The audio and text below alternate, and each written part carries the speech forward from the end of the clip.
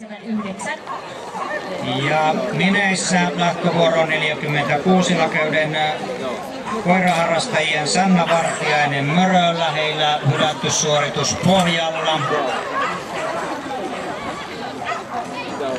Medeistä koikereille Kaisa Jalavan ja Ellan tuloksena 5.